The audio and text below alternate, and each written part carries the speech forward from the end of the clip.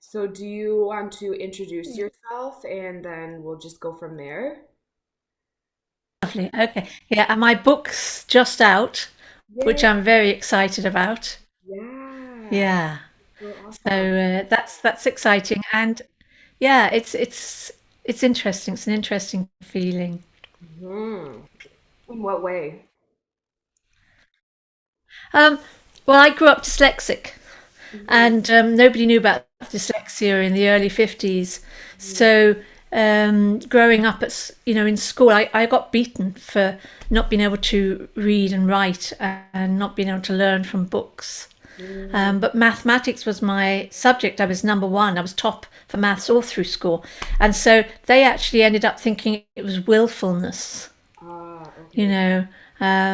And in retrospect, if I had known better, I should have pretended not to be good at maths. But, you love it when you are good at something. Um, and so that brought, I was very, very shy, very self conscious growing up. And spirit was my friends. The fairies were my playmates, Yeah. And it wasn't until I had an eye operation when I was 12, I had double vision. I was born with double vision, which of course I understand now, the two worlds, the two realms. But I had an operation for that when I was 12. And afterwards, for the first time, I started integrating in the reality around me. Up until that point, the reality around me I felt like was something I had to pretend to get through, Right. but it wasn't real. What was real was the spirit realm, Yeah. the fairies, the ancestors, the stone people. That was real. Yeah, yeah. And coming home every year here to my granny was my saving grace. Hmm. I Hmm. don't know how I would have survived without that. And my granny was the local midwife and healer, Ah, and it was quite normal for her to talk about those that had passed, and yeah, so I was really had a foot in each world. So that's the two visions. I yeah. had a foot in each world for a long time. Yeah. Yeah, Oh, that's so awesome. So you had the full support system. and yeah, and it is awesome. And at the same time, it's very lonely on a physical level. Right. Yeah. Because nobody understands you, and you don't want to get caught, but you're not sure what you're going to get caught at. And my mother was very Catholic. um, my father wasn't.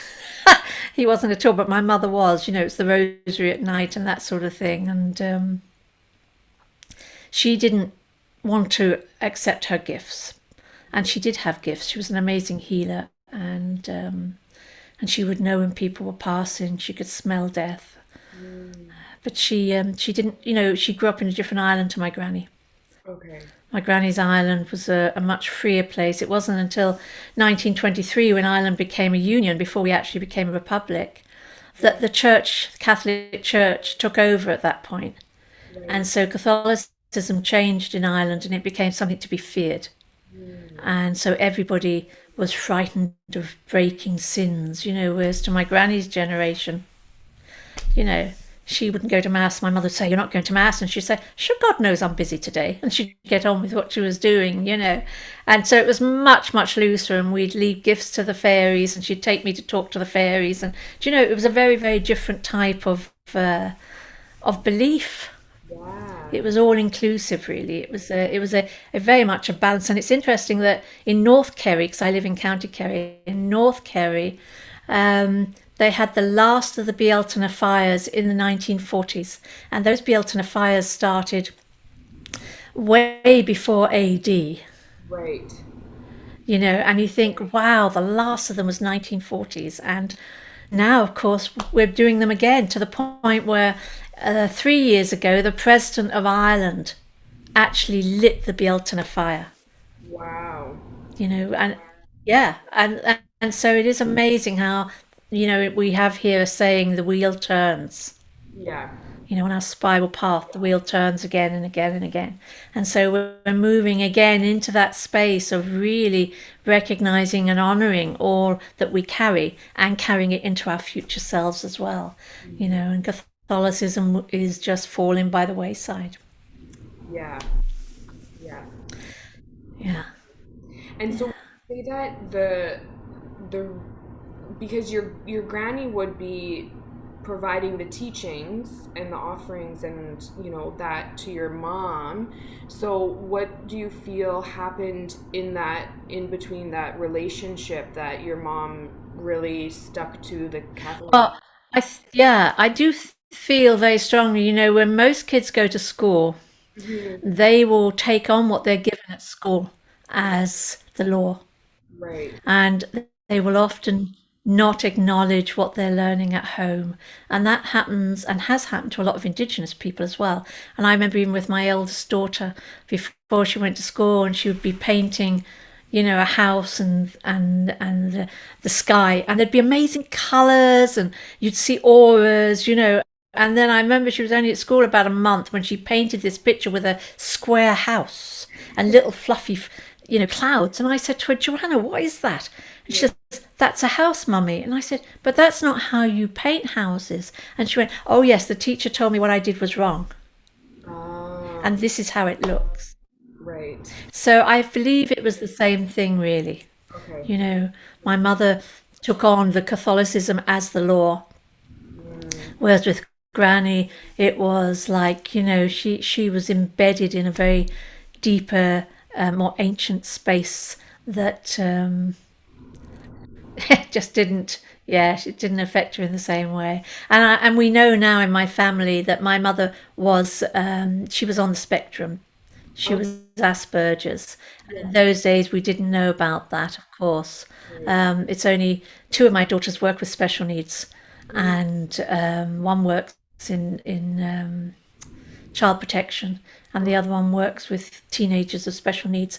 And so they actually, knowing my mother and how self-conscious she was, how shy she was, how hard it was for her to walk out the door, and she'd take hours just dressing, mm, and couldn't make friends. Her sister was her best friend. mm, Um, and yet she was so intelligent. It was amazing.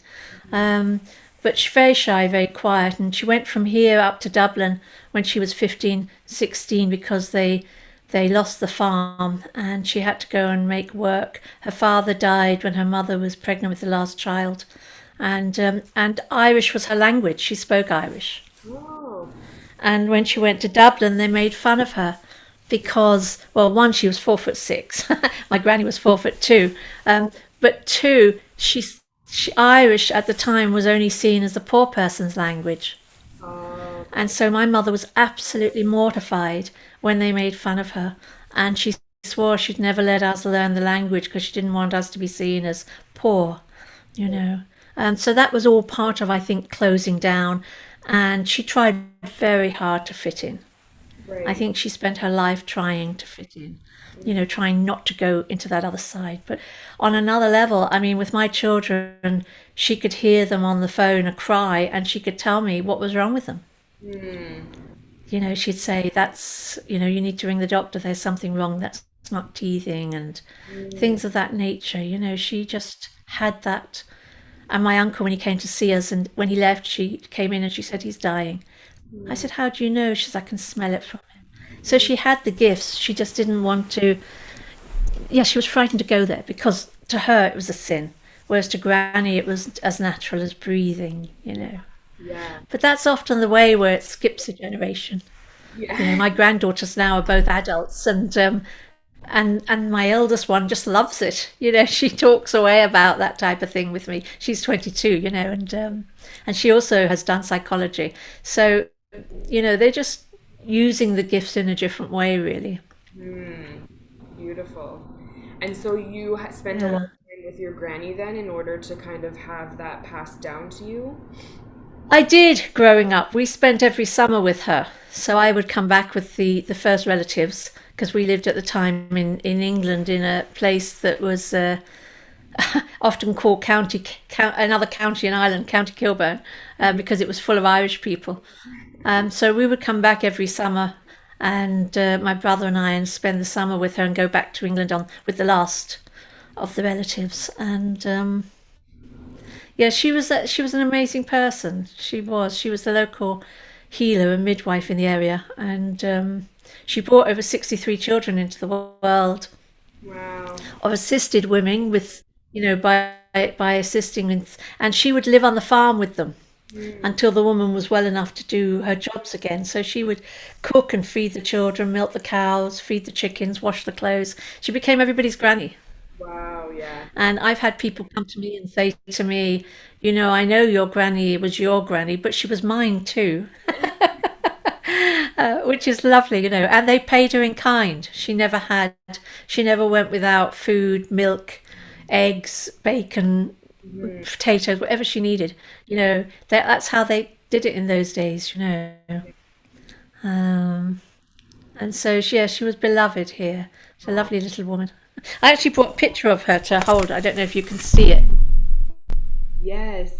Aw. Yeah. So precious. So, yeah, an amazing soul. Yeah. Yeah. For sure. And you're now living in that same, I mean, not the same house because the original burnt down. Yeah. Yes. So my mother built this bungalow Right. on the grounds, and Right. that's where I live now.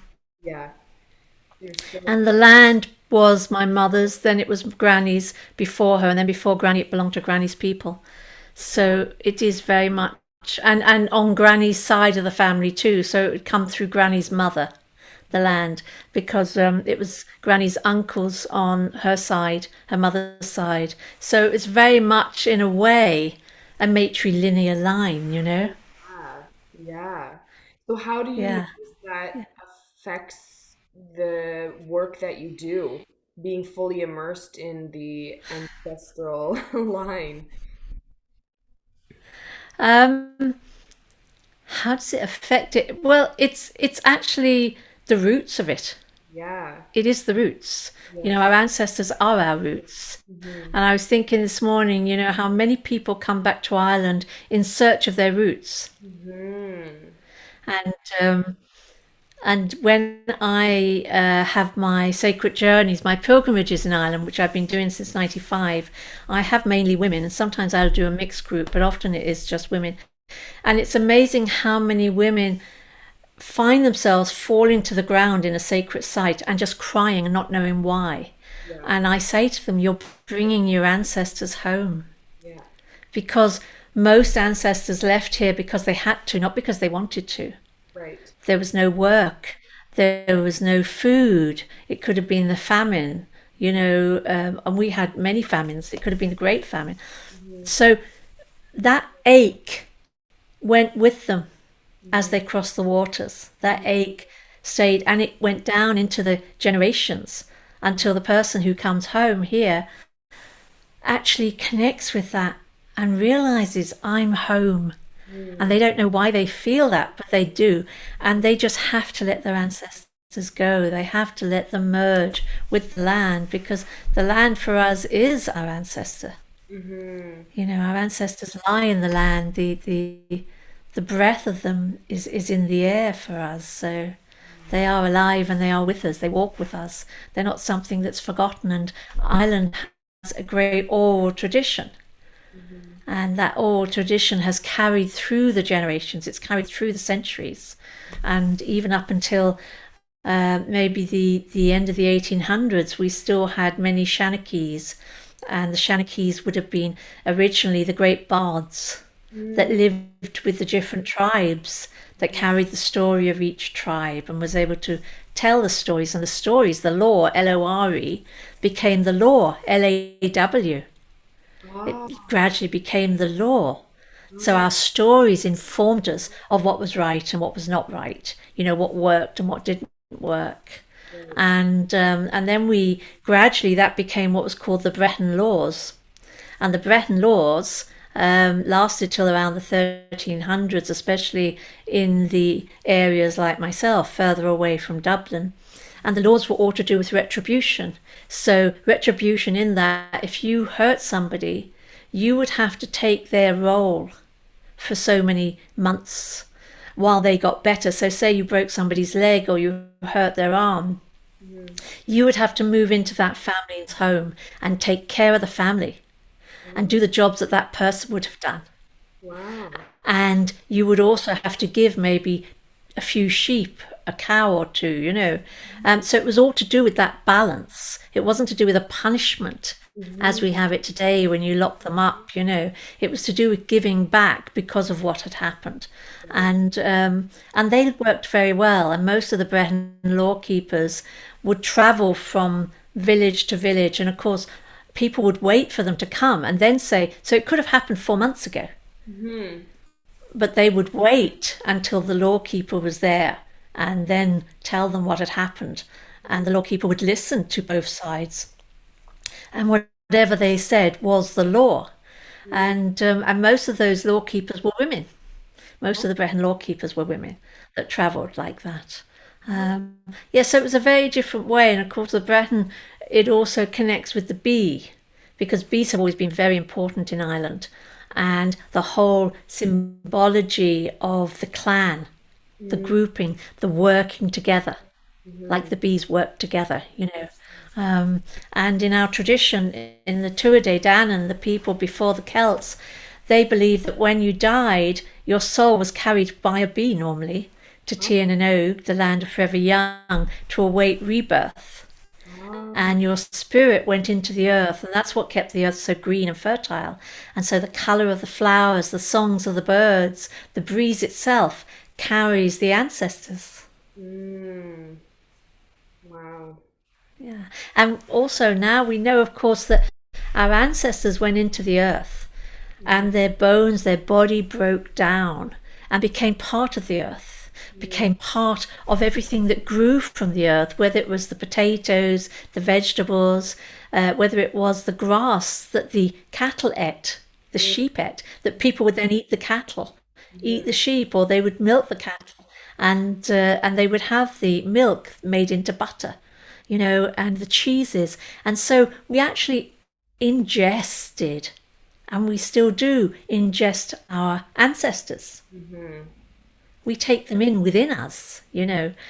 So when we walk upon the earth, we are walking with our ancestors. Mm-hmm. We're walking with them. And the tradition that I follow, which is called the way of the Seabhean, and Seabhean means the yes woman. And the Mm. Shanvan is also the wise woman, the keeper of stories, the keeper of the mysteries. And in that, our lower world, our roots are our ancestors, and we journey to them. We journey to them for all that we carry in honor of them, because we carry them not just in our build and in our colouring, but we carry them in our DNA. We carry them in our blood. We carry them in our bones, and especially in our joints. And so we get to know our ancestors. We commune with them, and we ask, what are we carrying in honor of you? What patterns are we carrying, and what patterns are we carrying no longer serve us? Right. And how may we work through those patterns? How may we release that which no longer serves in honor of you? Because it is an honor. Mm-hmm. Our souls make arrangements, they make contracts before we come here again onto this earth. And so we have contracts with two souls who choose to allow us to come through them. They give us the greatest gift one soul can give another, the gift of birth. Mm-hmm. And our contract with them is to take on some of these patterns and release them for all those yet to be. So it doesn't have to keep moving through the generations. Mm-hmm. And so we look at that, we release those patterns. And as we do that, we're releasing certain roots that no longer support us in life, no longer hold us. So the roots that are left are the roots that are strong. Right. And we know that we can draw upon Right. them when we need to. We can call upon them. We can fall back into it, because that's our instinctive body. Our Right. instinctive body is tied up completely into our roots, into all that we are carrying of our ancestors. And so we know that as we clear, we are able to more and more draw upon that which can hold us and sustain us, because they had been through situations that we will never know. They have been through pain and wars and loss that we will never experience.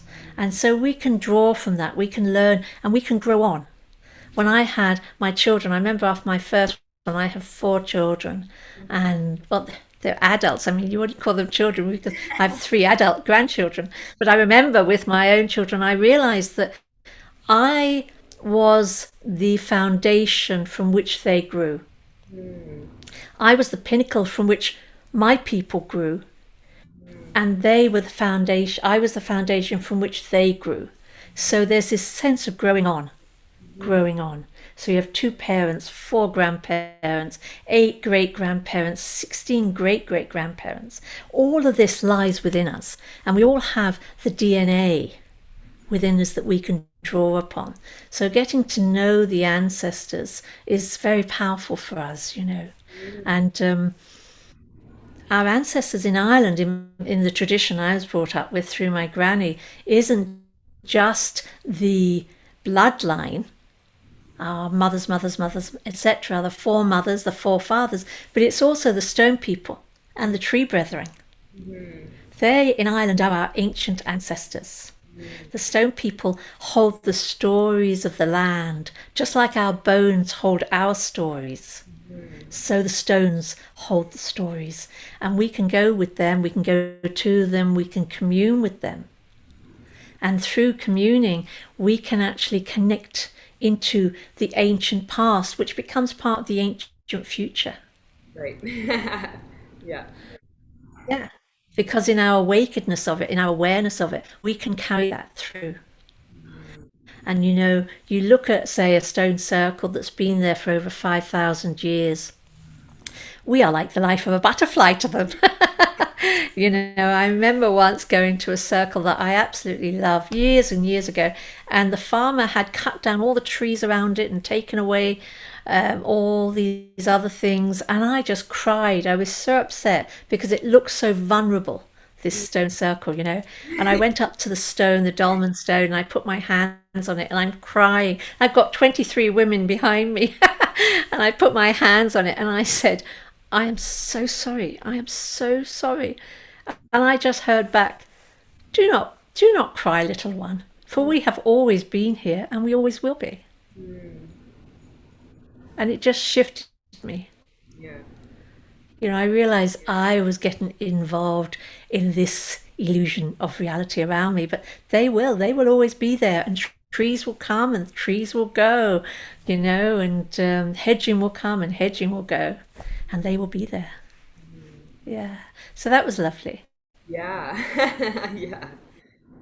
That's really Yeah, yeah, yeah. cool. Do you have any So for us, knowing our ancestors, connecting with our ancestors, and being open to hearing Mm. what they grew through, so that we can draw from that. We can drink from the chalice of that, or we can drink from the well, because in Ireland, wells are very important. Wells and springs are very important, you know, and to go to the holy wells, and that we've got a lot of holy wells in Ireland that are all pre-Christian, but were taken over, of course, when Christianity took a hold in Ireland.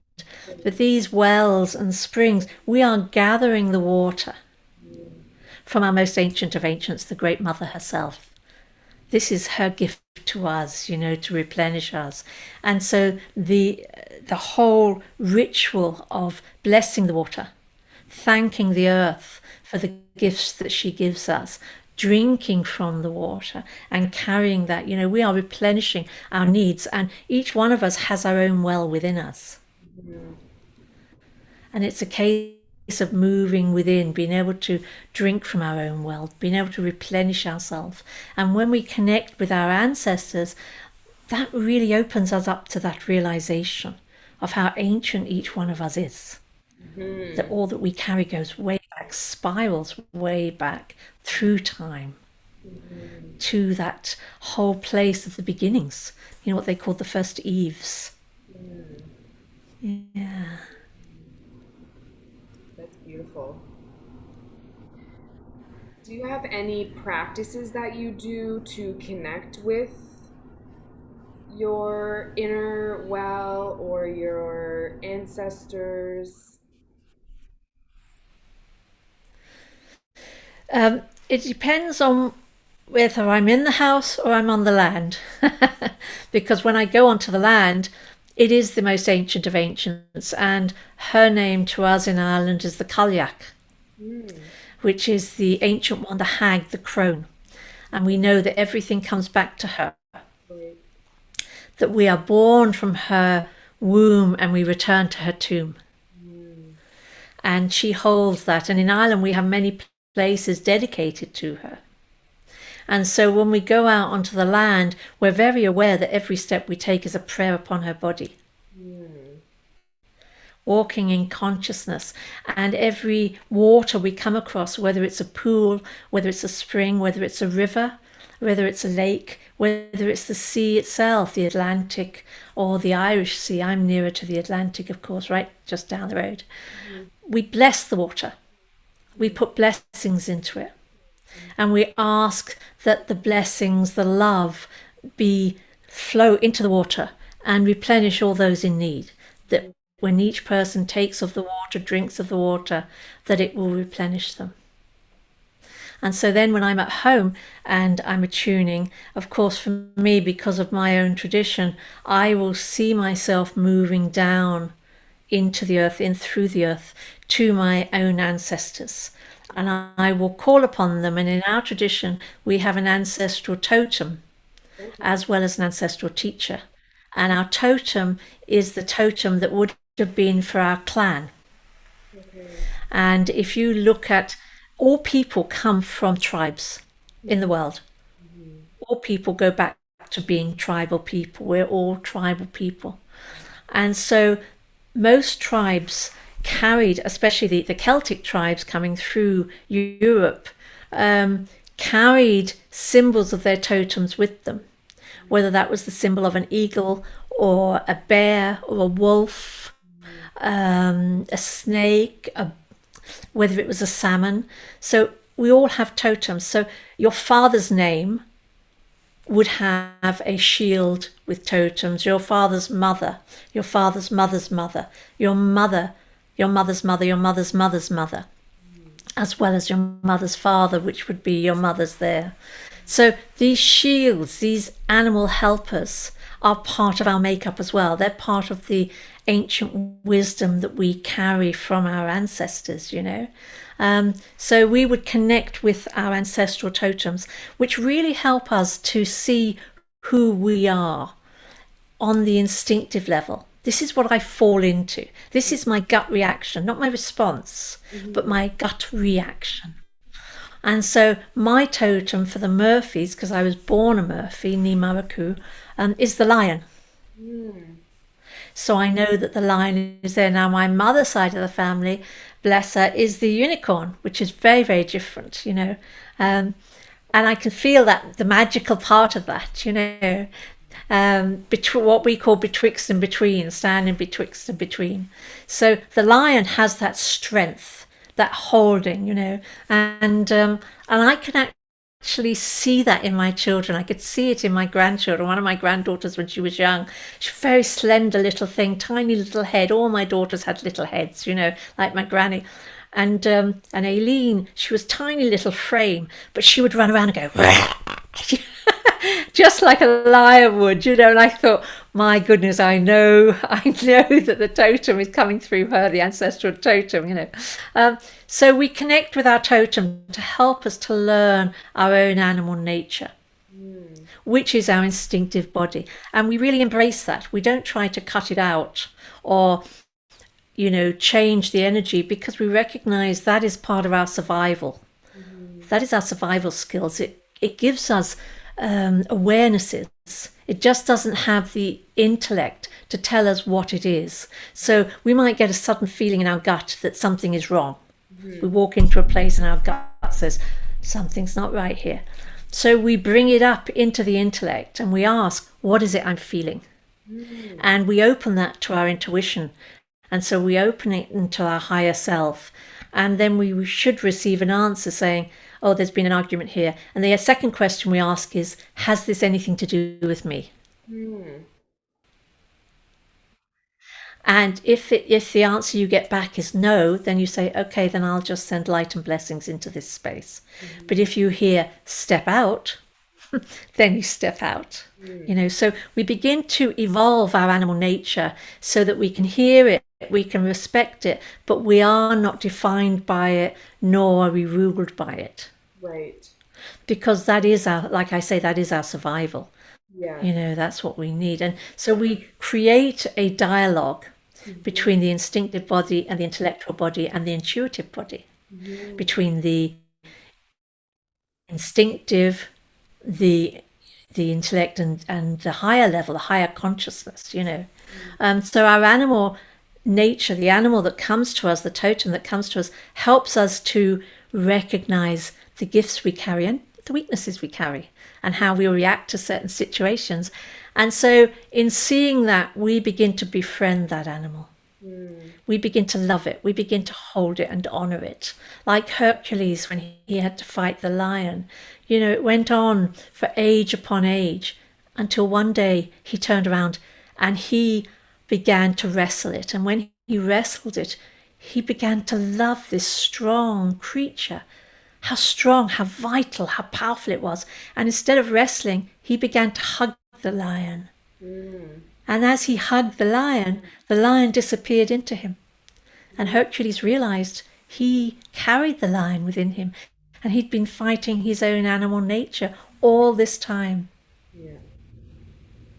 And so we learn to love that animal and we learn to adjust it so that we can be aware of it, we can connect to it, but we're not held or ruled by it. And that all comes from the ancestral energies. That all comes from moving down into what we call the lower world, the world of our roots.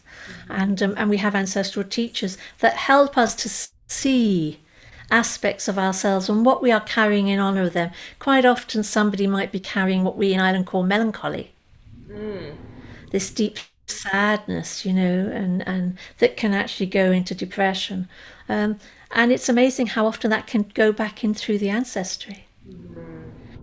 And so we can see where it's coming from. We can move into that space. What needs to be done to honor that person and what they went through, even if it was 200 years ago or 50 years ago. And so, in honoring that, in recognizing it, we can grow through it and then we grow from it. So we're no longer carrying it. It's no longer reflected in our life today. The more conscious we become, the more what we're carrying no longer reflects in life around us. But it becomes a tool that we can draw from. And it also gives us a greater understanding of other people. So we lose the judgmentalism Right. and can move into that place of deep compassion and understanding. So, how do you find your specific totem when there's so many from your ancestor shields? Yes. So when we go into the first journey we do in my tradition is we go down into the underworld and we call upon our ancestral totem Okay. and we call upon them to come to us. Mm-hmm. Now, the doing a journey is different to a meditation in that it's not predetermined. You're not following a predetermined meditation of voice, but you're taken to a certain space and then you journey on yourself. And for some people, they actually don't want they don't want the totem that comes to them. Sometimes they say, "Oh, a mouse came, but I didn't want the mouse," or "Spider came, I don't like spiders," and but that's actually their totem. And so you ask for that totem to come to you, and then when you see, feel, or sense one, because it depends on which way you work, you ask them, "Are you my ancestral totem?" You're very clear, simple question. And if they say, "No, but I want to assist you," you say, "Thank you very much, but I'm looking for my ancestral totem." And most people find that the totem that comes to them, if they research back into the shields of their people, they will see the totem. Mm.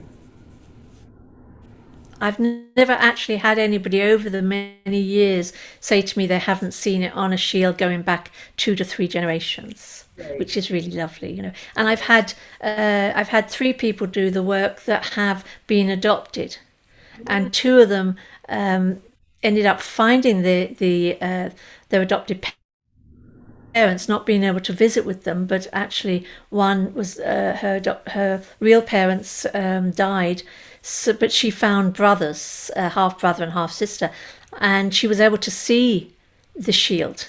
And then another woman found the birth mother and father. The mother had left Ireland, the father didn't want to know, but again, on the shield was the totem that she had been connected to in the lower world. nice. So, and also, I truly believe that our souls choose our families. And sometimes for people, that's very hard to Mhm, accept. You know, they mhm. say, "Are you kidding me? I chose that."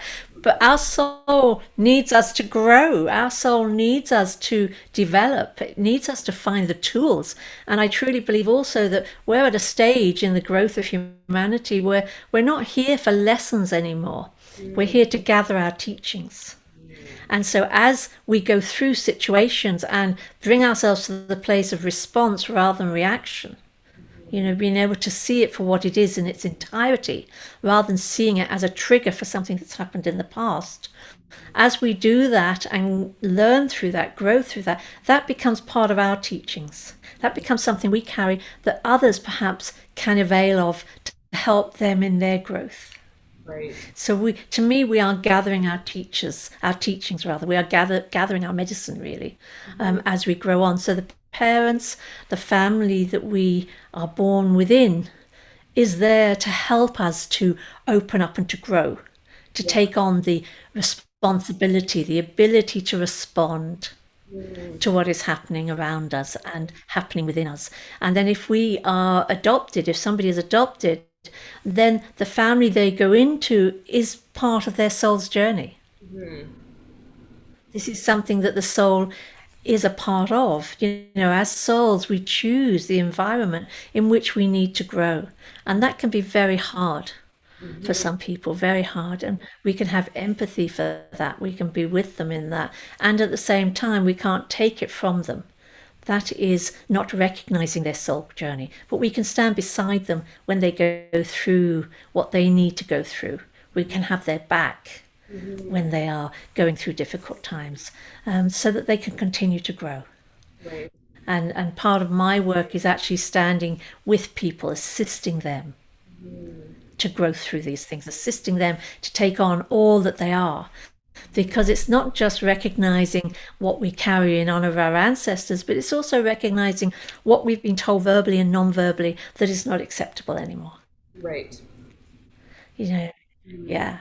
And mhm, so accepting that, you know, accepting all that we are in our beauty, in our vulnerability, in our power, in our passion, in our grace, mhm, you know, and living that and really honoring that in others too, mhm, mhm, so that people can start dropping away the facades. They can stop, you know, holding on to the the barriers that they're holding, because sometimes the ribs become the prison, and the ribs themselves become the bars to the cage that is holding us from experiencing on a heart level.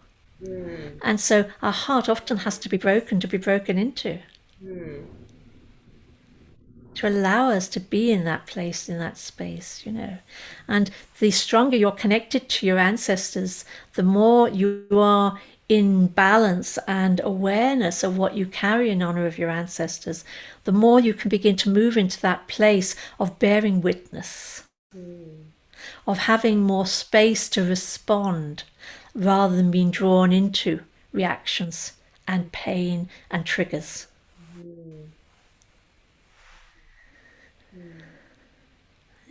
Mhm. So how do you tell the difference between what your teachings are from your ancestors versus what you're needing to like honor what they brought forward but also release it? So how do you tell the difference between I'm what sorry, you can say that. so how are you to tell the difference between what you're to keep as teachings from your ancestors versus what you're to just simply honor and release in life? It's all one. It's all the same. Okay. It's all the same because what your soul has chosen to work through in this lifetime, Mhm. part of the exchange with those souls that gifted you life is to take on those patterns, Right. to recognize them so that you can release them for future generations. And that is part of your teaching too. Hmm. So it's all one. It's all one. Okay. There isn't a difference. There isn't a separation. For me, separation itself is a political issue. It's something that's been fed into us, for hundreds upon hundreds of years. And there is no separation. It's all one when you come to it. Right. Yeah. Okay. Hmm. Yeah. Hmm. Yeah. So when people journey down to the lower world with their ancestors, and you speak of journey, and journey is different than meditation. So journeying, going in Yes. down by yourself. So how would you do that? Can you just give a bit of like a practice for the people who will be watching this? Yes. Um, in my book that's just come out, I Mhm. actually have a lower world journey as part of the book. It's part of the end of a chapter about the lower world. So if anybody buys the book, Mhm. The Way of the Seabhean, Yeah. they can get the URL link in that. Okay. Um, but what it is so what we would do is we would first of all become very relaxed and calm, breathing in and down into our bodies, being at one with the body, being at one with the breath. And then from this space and time, and also we use drumming. And Mhm. drumming is important in that, number one, we see it as waking up the ancestors. Wake up, like banging on the door. And the other thing is that it can interfere with our mental process. Okay. So, so when we drum at a certain speed, we are interfering with our mind trying to build things for us, the monkey syndrome. Mhm. And so we relax, we're breathing. Normally, one person will be drumming for a group, or if you're doing it on your own, what I suggest to people is drum and record it and then play it while you're journeying because you are then journeying on your own drumming. My whole focus is for people to become self empowered. Yeah. And so you're listening to the drum, and then you move from this time and this space into a place of safety. We call it a place of safety, a place in nature that you know very well, somewhere that for you is sacrosanct, a Mhm. place that moves you, that Mhm. you are in awe of, that you love. And I do suggest to people not to do it by the sea. A river, a lake, a stream, that's fine. But the sea has such an electromagnetic vibration that it can pull you in. And it's often very hard for people to journey from the sea. The whole story of the mer people, Mhm. the mermaid calling you in, that's very much the electromagnetic energy of the sea itself. So to see yourself in a place in nature, to feel yourself there, see yourself there, sense yourself there, and just relax within that beauty for 2 to 3 minutes. Really drink in the beauty. You Mhm. know, in Ireland we have this saying to eat and drink of life. You Mhm. know, so you really drink in this beauty that is around you, and then you have a quest. You are on a quest, Mhm. and the quest is your question. Mhm. So the question you are carrying down into the underworld is the quest that you are on. So the first quest I would say to people is to meet your ancestral totem. Mhm. And then you feel yourself, sense yourself, see yourself spiraling down into the lower world. And for myself, for example, I would go down through the roots of a tree. Mhm. Some people might see a cave opening and they go down through the cave. Many, many years ago, when I lived in London, I had a young man that used to see himself going down an escalator. Oh, okay. Do you know escalator? Yeah, Yeah. because he used to actually get a train to work every morning in London, and the tubes, the underground trains. So he had an he had an escalator that took him down, and it's whatever works for you. So yeah, spiraling down to the underworld. And I would always say to people, when you begin, always start with a door that you open to go in, Mm-hmm. because it's a very good way of closing down when you've finished, is closing the door behind you. Mm-hmm. So you're not coming back and you're not fully back with yourself. You're not spacey, because we have to live in this reality. We have to be in the here and now. And in Ireland, our first chakra is actually our feet. Oh, okay, yeah. It's the color brown. You turn over a sod of earth and Mm-hmm. it's the color brown. So our first chakra is actually our feet in the earth, the living earth holding us. So, yeah, so you go down, you have a door, and it's quite interesting to just recognize, to acknowledge without engagement, what kind of a door have you got? Is it a big titanium door? Is it a big old oak door? Is it very tall or very wide? Just to be aware of that, Mm-hmm. because this is what you use for your protection, and that's okay. It's actually very practical in today's world to have protection.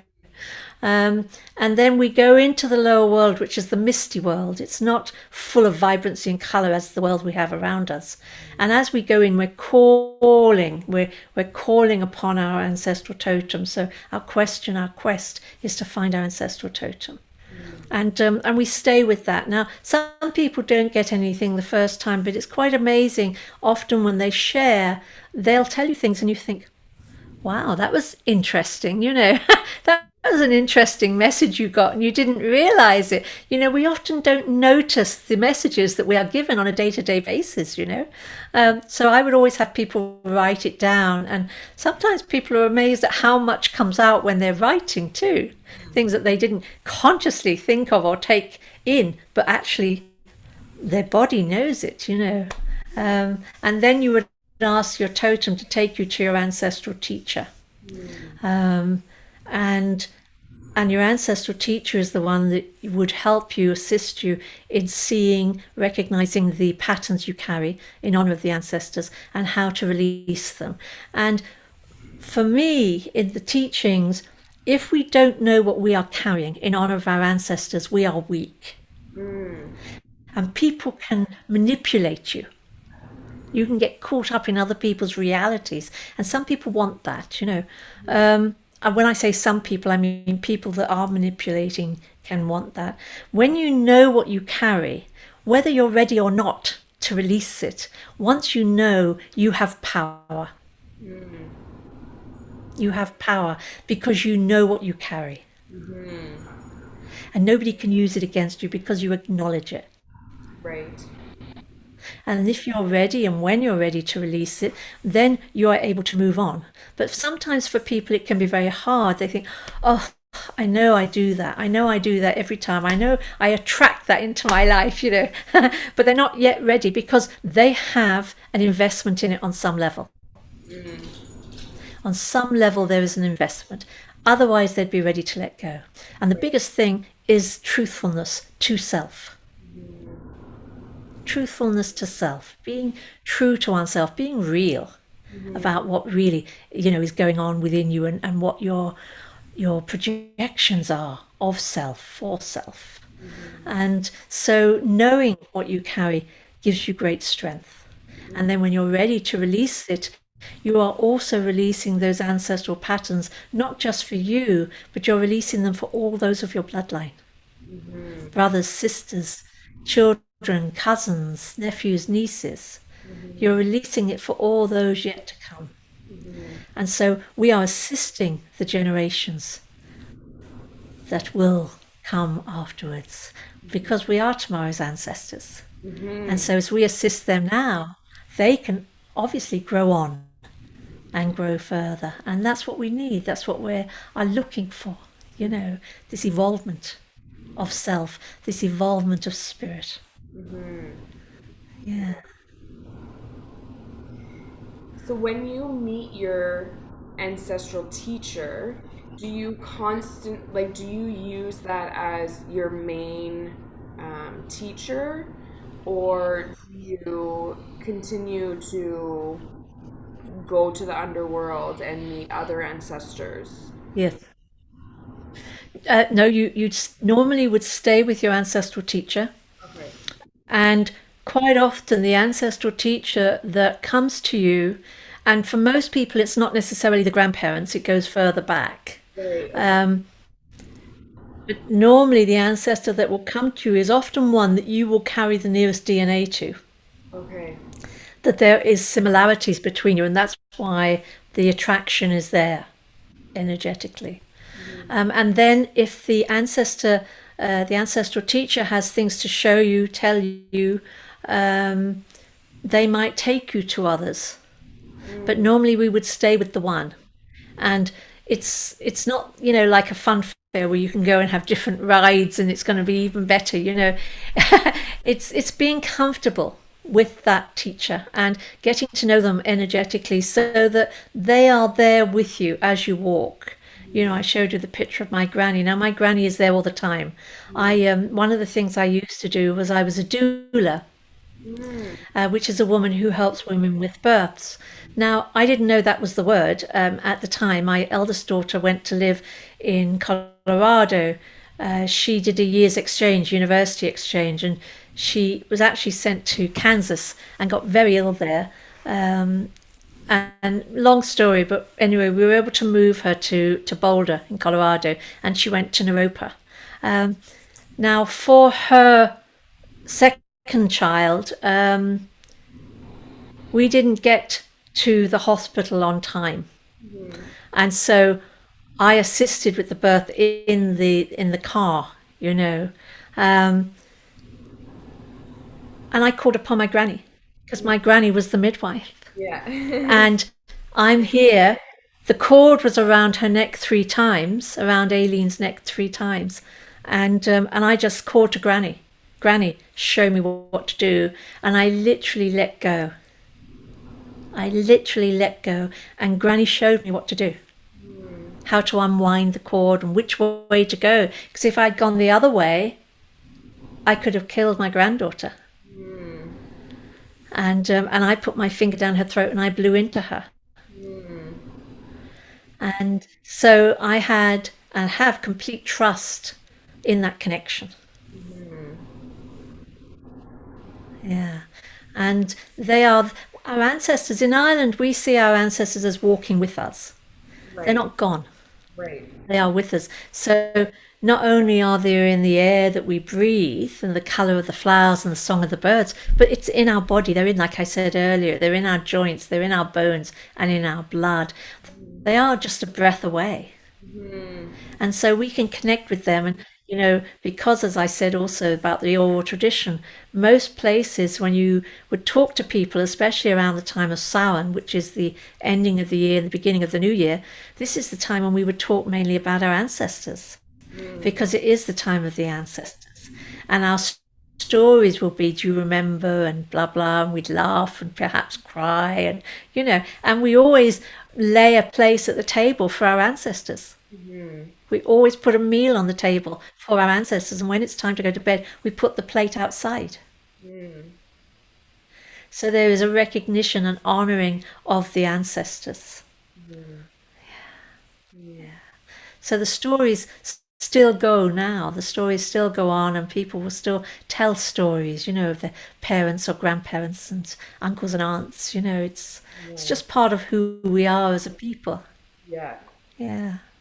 Oh, that's very beautiful.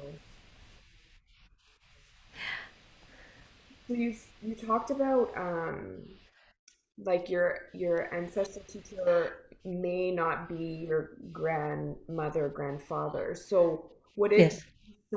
and because we're all connected, would it bring you back to even prior to great great grandfather, great great grandmother? Could well be. Yeah. Could well be. But it won't be a Native American or a Chinese or an African person or an Aboriginal Australian person if that is not your bloodline. Okay. I see. It's only of your bloodline. Okay. Okay. Yeah. And we And it's amazing, in the teachings, because I go to America and I go actually to West Canada and teach. oh, Um, a lot of people who feel very drawn to the work often go and do ancestry.com, and how many of them have some Irish blood in them that they didn't realize. But the Celts traveled through Europe. They came up from India, traveled across Europe and down, and then the first Celts, the Milesians, came to Ireland from Spain.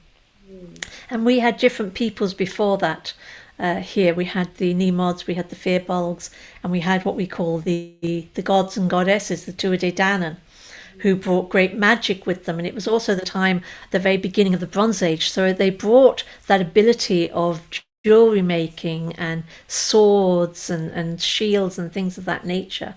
And so that lies deep within our DNA as well. Mhm. And we can awaken that when we begin to journey into our ancestors and call upon them. We're also calling upon our ancient ones because time is not as linear as we think it is. Mhm. And in quantum physics, they've showed that all time is existing now. Mhm.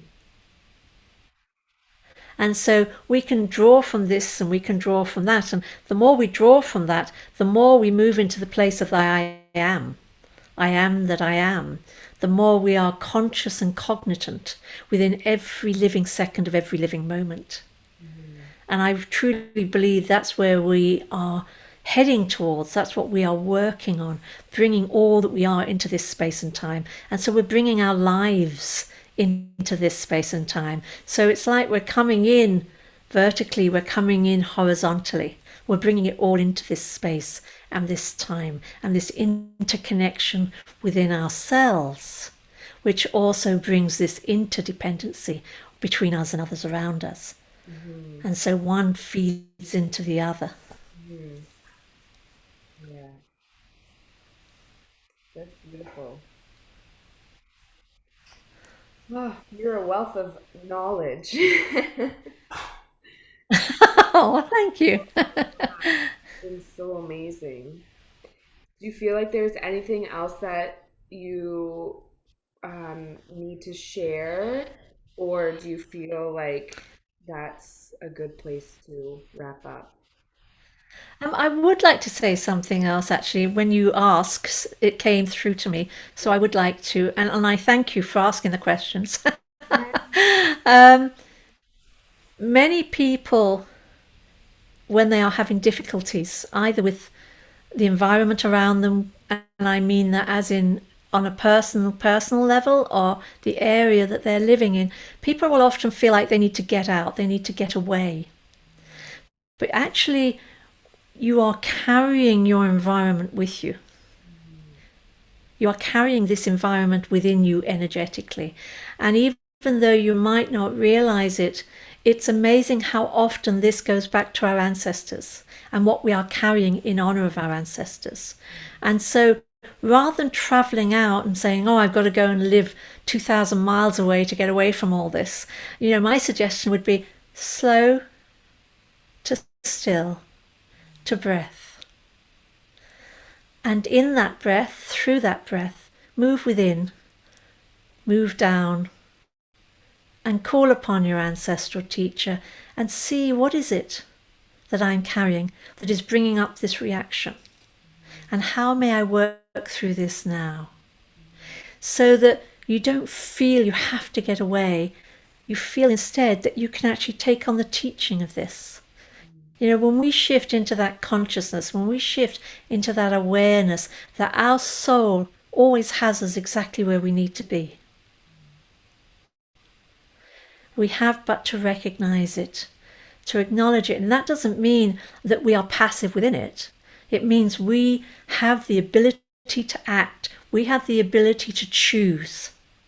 We have the ability to speak, to give voice if necessary. And so when we can move into that space, that also changes our reality. It changes the environment we live in on an energetic level, as well as a physical level and emotional level. And then we have a choice as to whether we wish to travel here or there. But quite often, that ache, that longing, that, oh, I've got to get out of here, we are not seeing something we need to see. Mm. You know, life still is a mirror for us in many ways, just like our totem our lower world, our ancestral totem is our mirror. Mm. And when we can embrace that, when we can step into that mirror and take on all that we have and all that we are, and when we can sit with that, when we can shift and adjust so it fits, and we can say, well, actually, I can change this, I'm choosing to do that, and it becomes something different and perhaps flowers. We don't throw it away, but we actually honour that because it's part of our story. It's part of who we are as a person. It doesn't define us as to where we're going and what we're going to do, but it is a part of the weave. It is a part of us. I look in the mirror and I see lines growing more and more upon my face, and I think, this is my story. This is who I am. I own these lines. Every line on my face has been worked on. It's been earned. Do you know? I have earned every line, every fold of my body. I've earned that. I've worked with that. And so we own it. We own what we are. We own where we are. And we own who we are. And then our inner space changes. Our inner space literally becomes space. It becomes a place of ease, a place of rest. No matter where we are outside, our inner space is a place of ease and a place of space. And I remember in my 30s, Spirit saying to me, God, here's joy before anything else. You are here to live in joy. Everything else is extra. If you choose to be of service, if you choose to do this or do that, that's all extra. You're not going to get brownie points for it. It's because that's your impulse. It's the impulse of who you are. But actually, we are here to live in joy. And to live in joy, I've learnt, is to be at ease within myself. To be in that space of pure ease. To relax deep within.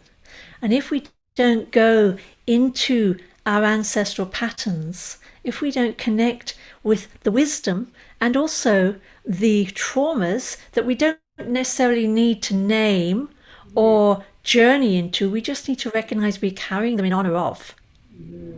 And sometimes just planting a tree in honor of your ancestors, planting a rose bush in honor of your ancestors, painting a stone and putting the names of your people on it and holding it on your altar is honoring your ancestors.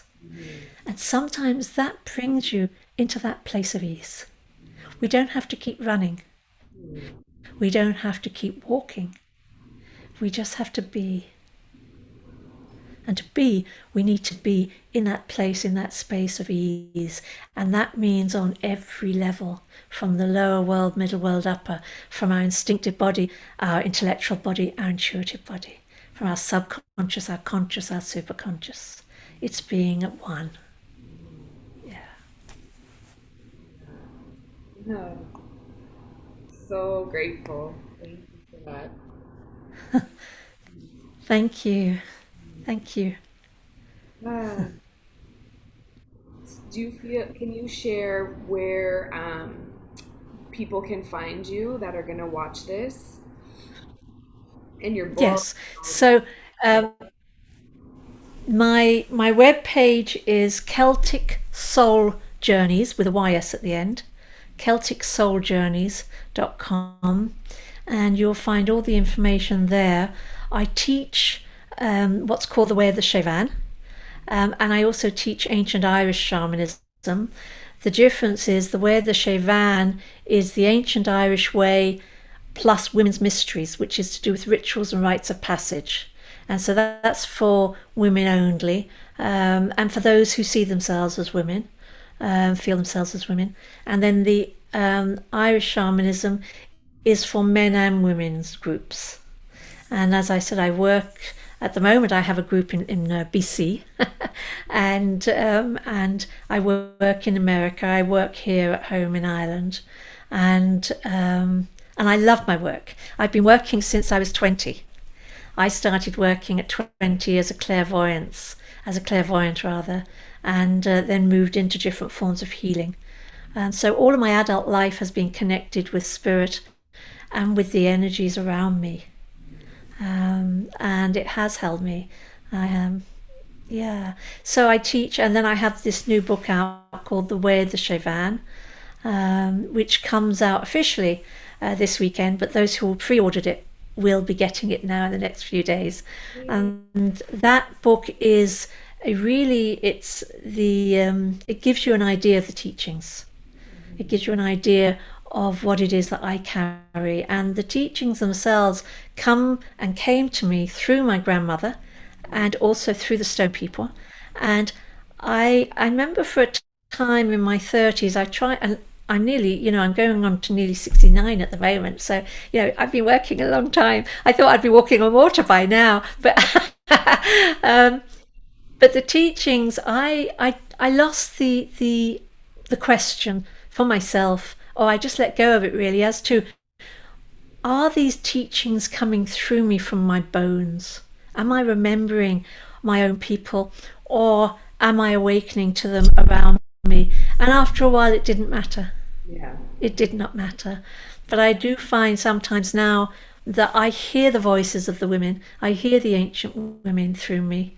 And I don't know if that's because I'm moving into that space, standing in the grandmother circle, and maybe. But I definitely hear and feel them more and more. And I've always, since I was, a child, since I was 5, 6, 7, I've always connected to the old woman of the land here. She has always talked to me and been with me.